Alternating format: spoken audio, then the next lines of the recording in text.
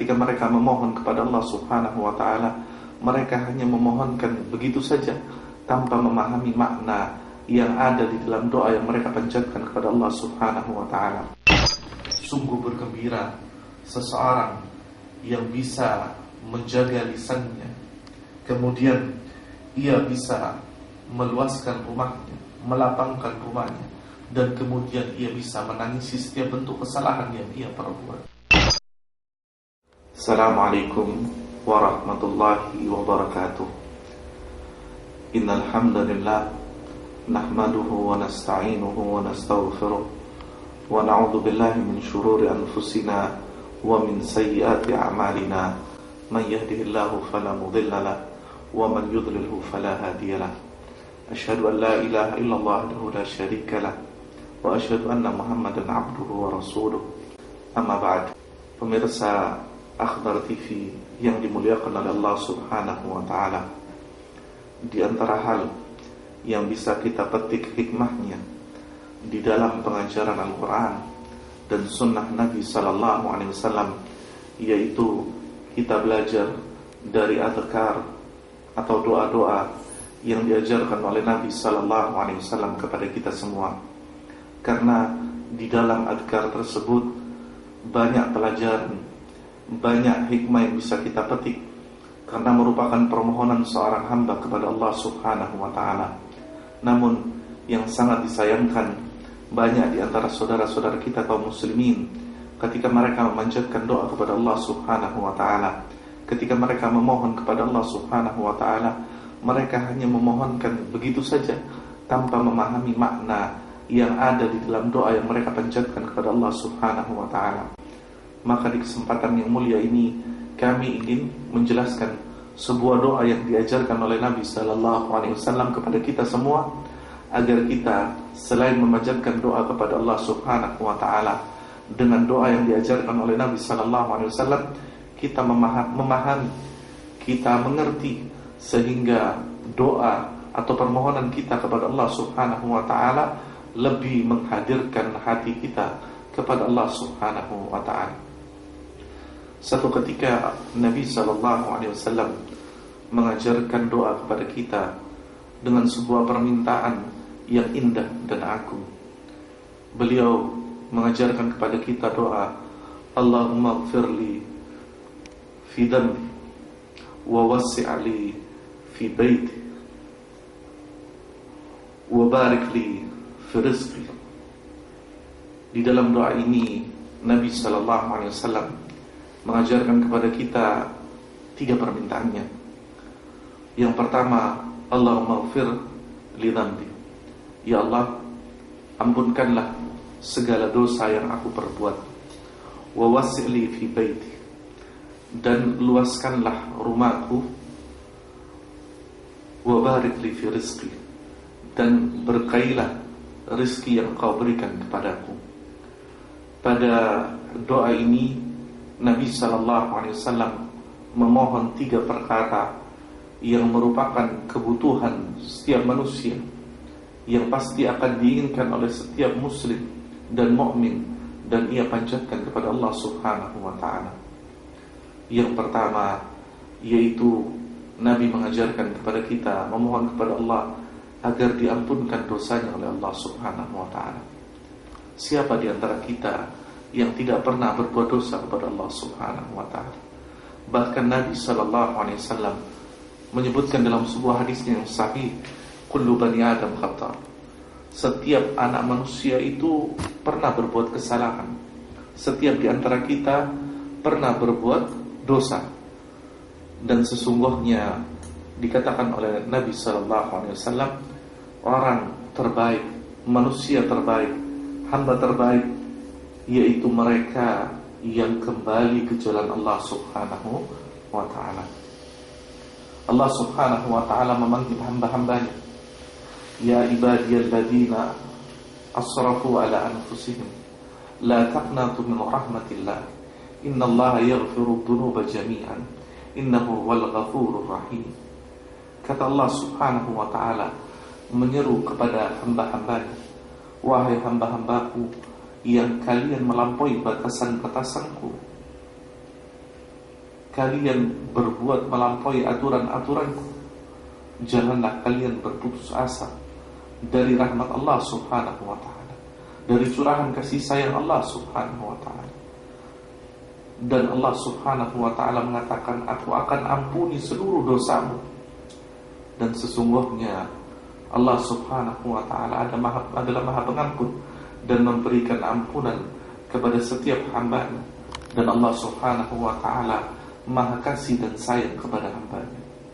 Pada ayat yang mulia ini Allah subhanahu wa ta'ala berbicara kepada hambanya, wahai hambaku, janganlah kalian bersedih ketika kalian terjerumus kepada perbuatan dosa, ketika kalian melakukan kesalahan, ketika kalian melakukan kelalaian. Allah subhanahu wa ta'ala membuka luas-luas pintu ampunannya. Maka janganlah kalian merasa tidak ada ampunan bagi kalian.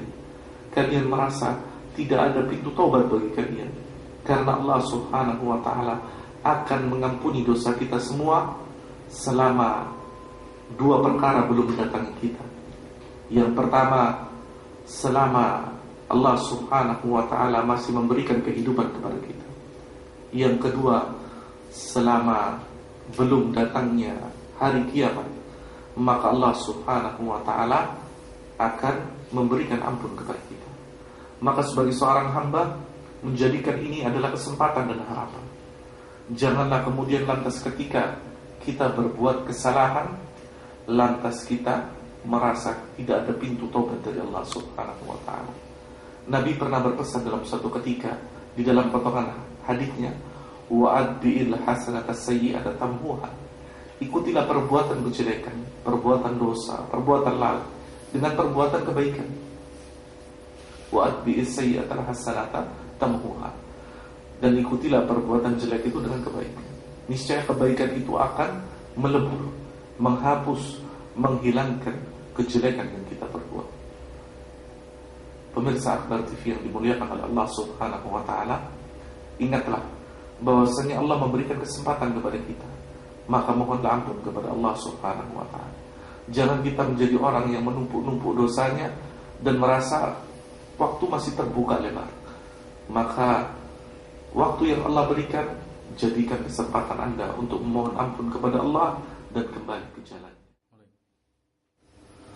Pemirsa Akbar TV yang dimuliakan oleh Allah subhanahu wa ta'ala, pada permohonan Nabi SAW yang kedua, beliau meminta kepada Allah subhanahu wa ta'ala, wa wasi'li fidari wa fi baiti, ya Allah, berilah kelapangan kepada rumahku. Di sini Nabi SAW mohon kepada Allah agar Allah subhanahu wa ta'ala memberikan curahan kasih sayangnya kepadanya, agar memberikan kelapangan di dalam rumahnya. Namun yang dimaksud di sini bukanlah kelapangan dalam artian rumah yang mewah, rumah yang besar, rumah yang istimewa, tampak begitu indah di mata manusia di dunia ini pada umumnya. Namun yang dimaksudkan keluasan atau kelapangan rumah di sini adalah rumah yang memberikan ketenangan di dalam hati seorang hamba, yang menyebabkan ia bisa melaksanakan tugasnya sebagai seorang hamba dan ia melaksanakan kewajibannya sebagai kepala rumah tangga. Maka rumah yang dikatakan lapang di sini oleh Nabi SAW adalah rumah yang tiada henti-hentinya mendapatkan curahan kasih sayang Allah subhanahu wa ta'ala. Allah subhanahu wa ta'ala berpesan, memerintahkan kepada kita semua, ya ayyuhalladzina amanu qu anfusakum wa ahlikum nar. Wahai orang-orang yang beriman, jagalah dirimu dan keluargamu dari api neraka. Maka ayat ini menjelaskan kepada kita satu patokan, satu dasar, satu metode, bahwasanya setiap kepala rumah tangga, setiap seorang suami, setiap kepala keluarga, mereka wajib mengayomi keluarga, menyelamatkan keluarganya, diri dan keluarganya dari api neraka Allah subhanahu wa ta'ala.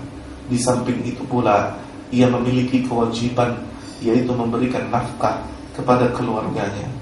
Maka ini peringatan kepada kita semua, agar kita memberikan hak dan kewajiban yang pantas bagi keluarga kita, menyelamatkan mereka di dunia, dan kelak kemudian menyelamatkan mereka di akhirat ketika berjumpa dengan Allah Subhanahu wa ta'ala.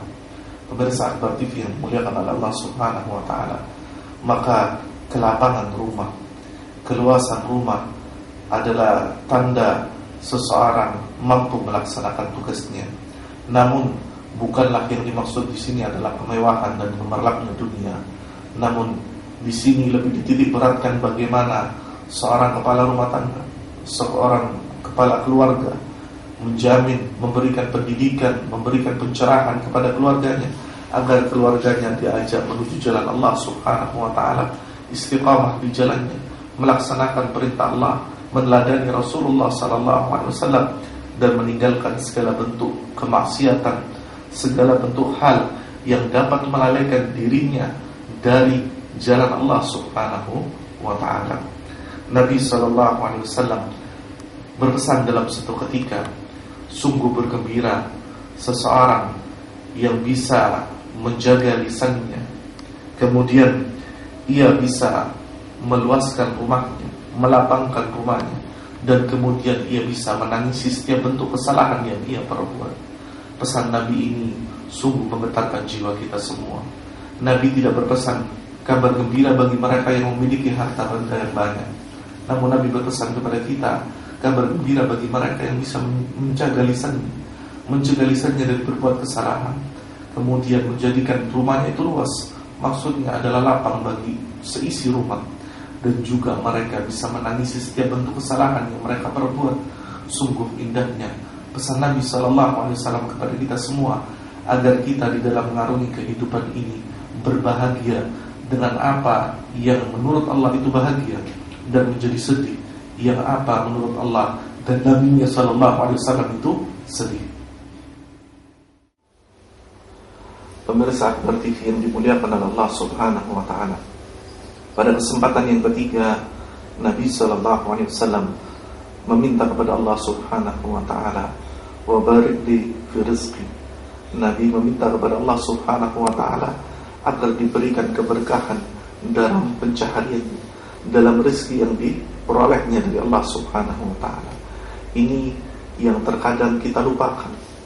Kita sibuk mencari nafkah, kita sibuk mencari rezeki, namun kita lupa memohon kepada Allah Subhanahu wa ta'ala agar diberikan keberkahan dari harta yang Allah berikan, dari pencaharian yang kita cari, dari nafkah yang kita dapatkan. Maka berapa banyak keluarga-keluarga yang kemudian menjadi terpisah, menjadi cerai-berai karena faktor ekonomi, karena tuntutan, karena meminta sesuatu yang lebih dari kemampuannya. Padahal Allah Subhanahu wa ta'ala tidaklah mewafatkan seorang hamba kecuali telah mencukupkan baginya rezeki dari Allah Subhanahu wa ta'ala.